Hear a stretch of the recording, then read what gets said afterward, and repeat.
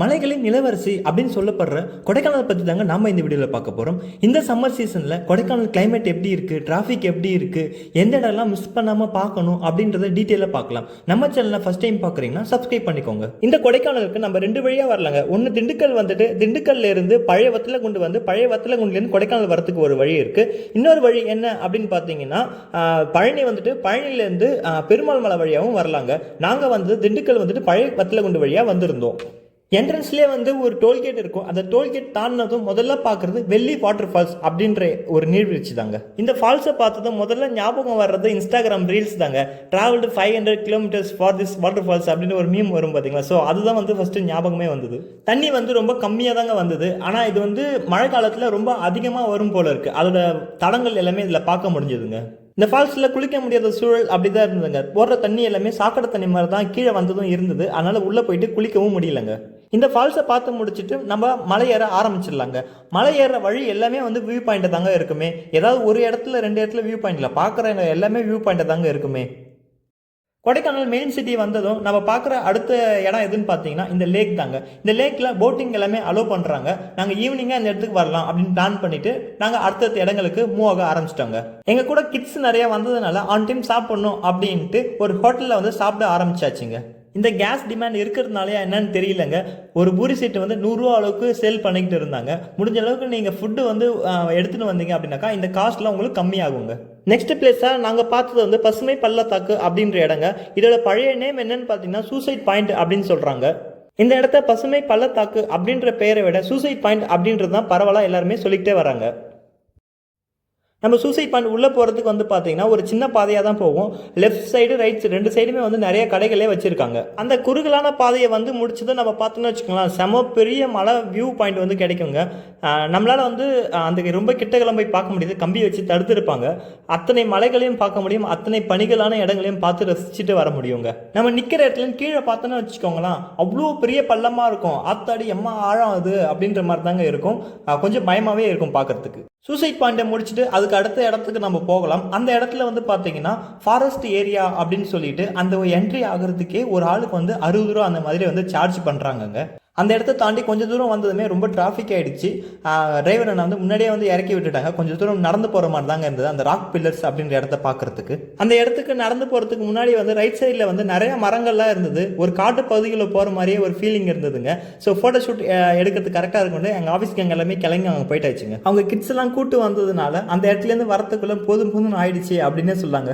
நம்ம அடுத்ததாக வந்து ராக் பில்லர்ஸ் கிட்ட வந்தாச்சு. இந்த இடத்துல வந்து பார்த்தீங்கன்னா 2 பாறைகள் மட்டும் தனியாக அப்படியே நிற்கிற மாதிரி தெரியுங்க. நாங்கள் போனது சம்மர் சீசன் அப்படின்னாலுமே அவ்வளோ பனிகள் இருந்தது. அதுக்கு பின்னாடி இருக்க மலைகளை வந்து பார்க்க முடியாத மாதிரி இருந்ததுங்க. இன்னும் கொஞ்சம் நேரத்தில் ஒரு 15 மினிட்ஸ்க்கு அப்புறம் அந்த பனி எல்லாமே மறைஞ்சு போய்கிட்டு அந்த பில்லர்ஸ் வந்து அவ்வளோ அற்புதமாக தெரிஞ்சதுங்க.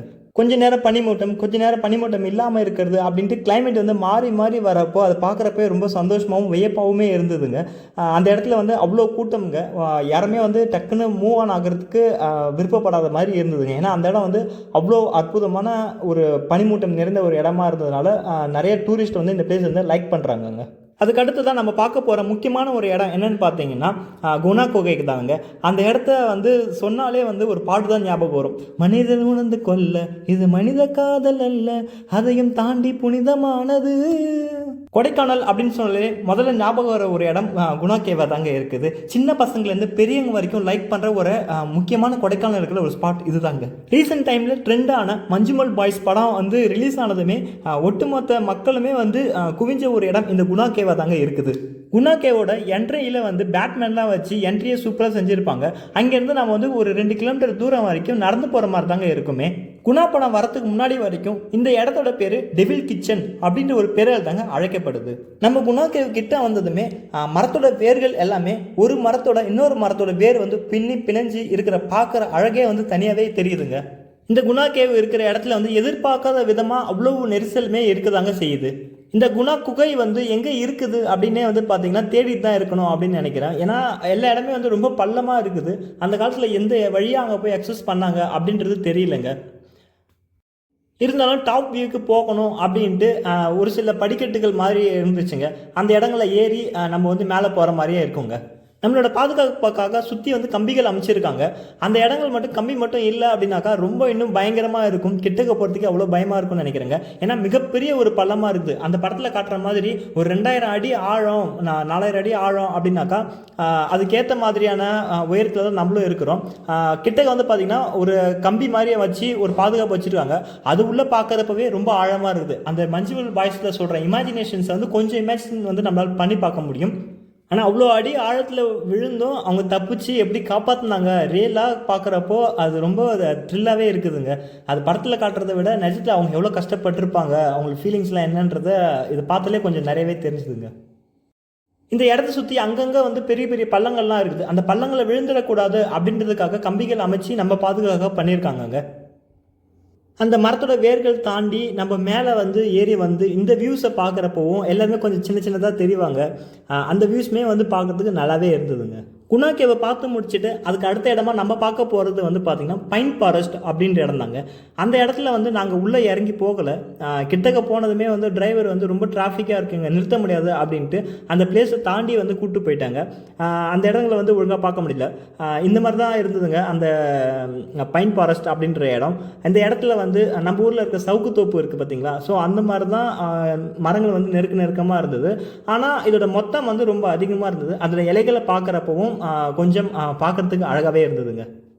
எங்கள் கூட வந்த டிரைவர் வந்து ரொம்ப இன்ட்ரெஸ்ட் காட்டலே என்னன்னு தெரியல. ஆனால் ஒரு சில இடங்கள் அவர் ஸ்கிப் பண்ணுறது, நாங்கள் பார்த்து நிறுத்துங்கன்னு சொல்லி தான் போகிற மாதிரி இருந்ததுனால ஒரு சில இடங்கள் வந்து ஸ்கிப் ஆகிடுச்சு.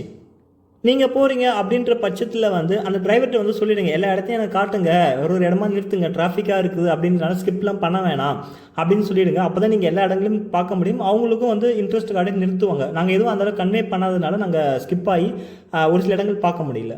பைன் ஃபாரஸ்ட் அப்படின்ற இடத்த பார்த்து முடிச்சுட்டு பார்க்குற அடுத்த இடம் என்னன்னு பார்த்தீங்கன்னா மோயர் வியூ பாயிண்ட் அப்படின்ற இடம் தாங்க. இந்த இடத்துல அதிகமான குரங்குகளையும் காகத்தையும் நம்மளால் பார்க்க முடிஞ்சது. குரங்குகள் வந்து நம்ம ஏதாச்சும் சாப்பாடு எடுத்துகிட்டு போனோம் அப்படின்னாக்கா தைரியமாக வந்து பிடுங்கவே ஆரம்பிச்சிருச்சுங்க. அதனால நீங்கள் ரொம்ப கேர்ஃபுல்லாக இந்த இடத்துல போங்க. இந்த ஒரு இடத்துல வந்து அழகான ஒரு பைசன் சிலை மாதிரி ஒன்று வச்சுருப்பாங்க. அது பின்னாடியே ஒரு நினைவு சின்னமுமே இருக்குதுங்க. இந்த இடம் ஃபுல்லாகவே ஒரு கார்டன் வடிவமைப்பில் வச்சுருப்பாங்கங்க. சுற்றி புல்தரைகள் அப்படின்ட்டு இந்த இடமே வந்து பார்க்குறதுக்கு ஒரு நல்ல ஒரு பிளேஸாகவே இருக்குங்க. நம்ம இந்த இடத்துக்கு உள்ளே வந்ததுமே படிக்கட்டு ஏறி மேலே ஏறி வியூ பாயிண்ட்டை வந்து சூப்பராக பார்க்குற மாதிரியான ஒரு இடத்த வந்து செட் பண்ணி வச்சுருக்காங்க. மேலே ஏறி பார்த்ததுமே சுற்றி பனிமூட்டமாக இருந்தது. அதனால வந்து நம்மளால் அந்த பின்னாடி இருக்க மலைகளோட அழகை வந்து ரசிக்க முடியல. ஆனால் இந்த பனிகளோடு இருக்கிற இந்த அழகுமே தனியாக தாங்க இருந்தது. நானும் கொஞ்சம் நேரம் வெயிட் பண்ணி பார்த்துருந்தேன். ஆனால் அந்த பனிமூட்டங்கள் வந்து எதுவும் கலையிற மாதிரி தெரியல. ஸோ அதனால கீழே இறங்கி வந்தாச்சுங்க. இந்த இடங்கள் எல்லாமே மார்னிங் ஆரம்பித்து ஆஃப்டர்நூனுக்குள்ளே எல்லா இடத்தையும் முடிச்சிடலாங்க.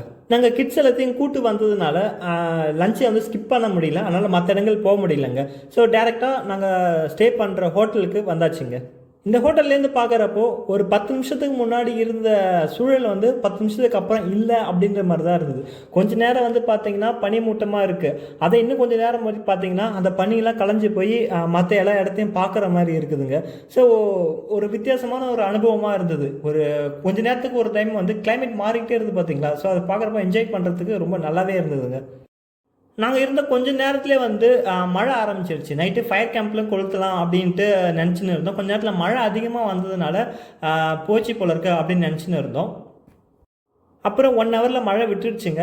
அதுக்கப்புறம் ஃபயர் கேம்ப் வந்து கொளுத்துற அந்த கட்டை எல்லாமே வந்து ரொம்ப ஈரமாயிடுச்சு. அதுக்கப்புறம் ஹோட்டலில் இருக்க ஆட்கள் வந்து கொளுத்த மாட்டாங்க அப்படின்னு நினச்சிக்கிட்டு இருந்தோம். நாங்கள் லஞ்ச் முடிச்சுட்டு தூங்கி அவனும் ஃபயர் கேம்ப் எதுவும் கொளுத்த முடியாதுன்னு நினச்சிக்கிட்டு இருந்தோம். அதுக்கப்புறம் ஹோட்டலில் இருக்க ஆட்கள் வந்து மண்ணெண்ணெயை ஊற்றி நிறையா வந்து பேப்பர்லாம் போட்டு எரிய வச்சாங்க. கொஞ்சம் நேரம் பிடிக்கிறது கொஞ்சம் கஷ்டமாக இருந்தது. அதுக்கப்புறம் நல்லா பிடிக்க ஆரம்பிச்சிது. ஸோ நாங்கள் வந்து நல்லா ஜாலியாக டான்ஸ் ஆடிட்டு அந்த ஃபயர் கேம்பை முடிச்சாச்சுங்க. கொடைக்கானலில் எந்த ஒரு ஹோட்டல்லையுமே வந்து ஃபேன் இருக்காது, ஃபேனோட பாயிண்ட்டுமே இருக்காதுங்க. ஏன்னா இந்த இடத்துக்கு வந்து ஃபேன் தேவைப்படாது. எப்போதுமே குளிர் பிரதேசம் அப்படின்றதுனால எந்த இடத்துலையும் ஃபேனே வச்சிடலைங்க. ஆனால் ஒரு இடத்துலையும் ஹீட்டர்ஸ்லாம் வச்சுருந்தாங்க. அதே மாதிரி ஒரு ஹோட்டல்லையும் வந்து பார்க்குறப்போ அதோட வாசலில் வந்து பூக்கள் நிறையா வச்சுருந்தாங்க. அதெல்லாம் பார்க்குறப்போ ரொம்ப சூப்பராக இருந்ததுங்க. ஃபோட்டோ எடுக்கிறதுக்கும் நல்லா இருக்குங்க அந்த இடம்லாம். ஸோ நீங்கள் அதை வந்து எடுத்துகிட்டு வரலாம். நேற்று தான் வந்து மதியம் 3 மணியோட முடிச்சாச்சு ட்ராவலை அப்படின்ட்டு மறுநாள் வந்து சீக்கிரமாக கிளம்பணுன்ட்டு ஒரு ஒரு 7-8 மணிக்கெலாம் வந்து எல்லாருமே கிளம்பி ரெடி ஆயிடுச்சுங்க.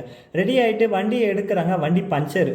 என்னடா இது அப்படின்ட்டு அங்கேயும் அலைஞ்சிட்டு இருந்தோம். கடைக்கு போகிறோம், கடையில் கரண்ட் இல்லை. அப்புறம் வச்சிருந்த ஸ்டெப்னியை வச்சு அப்புறம் டயரை மாற்றி அதுக்கப்புறம் தான் ட்ராவல் பண்ணுற மாதிரி இருந்ததுங்க. ஸோ கொஞ்சம் டிஃப்ரெண்ட்டான ஒரு அனுபவமாக இருந்தது.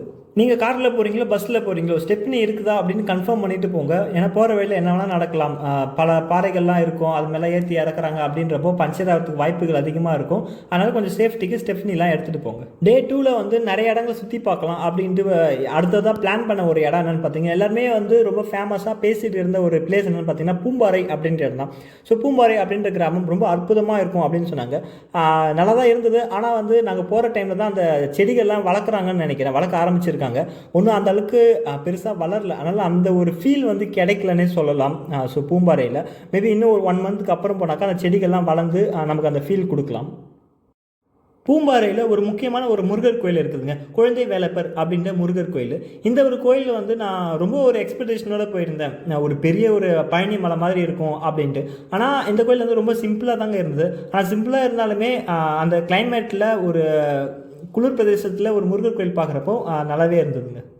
இந்த கோயில் உள்ளே வந்து பார்த்தீங்கன்னா அந்த வேண்டுதல் வைக்கிறாங்களா, மரத்தில் வந்து தாலி கட்டுறது, அந்த குழந்தை வேணும்ட்டு வேண்டிக்கிறது அப்படின்ற அந்த சம்பிரதாயங்களும் நடந்து தாங்க இருக்குது. இந்த கோயில் வந்து ஒரு பழைய கோயிலாக தாங்க இருக்குது. சின்ன கோயிலாக இருந்தாலும் அதில் இருக்கிற சிற்பங்கள் வந்து பார்க்குறப்போ ரொம்ப பிரமிக்க வைக்கிற அளவுக்கு இருக்குதுங்க. கோயிலுக்கு வெளியே வந்து பார்த்தீங்கன்னா நிறைய பூண்டுகள்லாம் வச்சு வியாபாரம் பண்ணிக்கிட்டு இருந்தாங்க. இது எல்லாமே வந்து மலை பூண்டுகள் அப்படின்னு சொல்கிறாங்க. நம்ம ஊரில் வைக்கிற பூண்டு வந்து 2 பூண்டு போடுற இடத்துல இந்த பூண்டை வந்து 1 போட்டாலே போதும் அப்படின்ற அளவுக்கு அவ்வளோ குவாலிட்டியாக இருக்குன்னு சொல்கிறாங்கங்க. அதுக்கடுத்து தான் பீட்ரூட்டு, கேரட்டு இது எல்லாமே இலைகளோடு இருக்கிறத வந்து நம்ம அதிகமாக பார்க்க முடியும். இது வந்து ஒரு 4-5 பீஸ் இருக்கிற ஒரு கேரட்டை வந்து 50 ரூபா அப்படின்ற மாதிரி கொடுக்குறாங்க. அது மட்டும் இல்லாமல் நிறையா பேர் தெரியாத பழங்கள் எல்லாமே அங்கே நிறையவே இருந்ததுங்க. அது பேர்லாம் சொன்னாங்க, ஞாபகம் வரல, எழுதி வச்சுருந்தாலும் ஞாபகம் வந்திருக்கும் போல இருக்குது. ஸோ அது எல்லாமே வந்து 100 ரூபா 120 ரூபா அந்த மாதிரி தான் கொடுக்குறாங்களே. பூம்பாறை அப்படின்ற ஊரை பார்த்து முடிச்சுட்டு அடுத்தது முக்கியமாக வந்து நீங்களும் வந்து மிஸ் பண்ணாமல் பார்க்க வேண்டிய ஒரு இடம் என்னன்னு பார்த்தீங்கன்னா மன்னவனூர் அப்படின்ற இடம் தாங்க. ஸோ அந்த இடம் போகிற வழி எல்லாமே வந்து அவ்வளோ சூப்பராக இருந்ததுங்க. ஒரு இடமும் அவ்வளோ தரமாக இருந்ததுன்னே சொல்லலாம். அந்த இடங்கள் எல்லாமே வந்து கண்களை வந்து இமைக்காமல் பார்க்கணுன்ற அளவுக்கு பார்க்க தோன்ற ஒரு இடமாவே தாங்க இருக்குது. மன்னவனூர் அப்படின்ற ஊருக்கு வந்ததுமே வந்து ஒரு செம்மறி ஆட்டு பண்ணையை வச்சுருப்பாங்க. அங்கே வந்து கண்டிப்பாக விசிட் பண்ணி பாருங்கள். ஒரு ஆளுக்கு வந்து 50 ரூபா வந்து சார்ஜ் பண்ணுறாங்க. சின்ன பசங்க கம்மி தான் அப்படின்னு நினைக்கிறேன். அந்த செம்மறி ஆட்டு பண்ணைக்கு போகிறதுக்கு முன்னாடி வழியில் வந்து பார்த்தீங்கன்னா அவ்வளோ அற்புதமான ஸ்பாட்லாம் இருக்கும். நம்ம 80s 90s அந்த மாதிரியான காலகட்டத்தில் எடுத்த படங்களோட ஷூட்டிங் ஸ்பாட் மாதிரியே தாங்க இருக்கும் இந்த இடமே. வந்து நம்ம ஃபோட்டோ எடுக்கிறதுக்கும் அவ்வளோ பக்கவாக இருக்கும். ஒரு ஃபோட்டோவும் அப்படி வருங்க.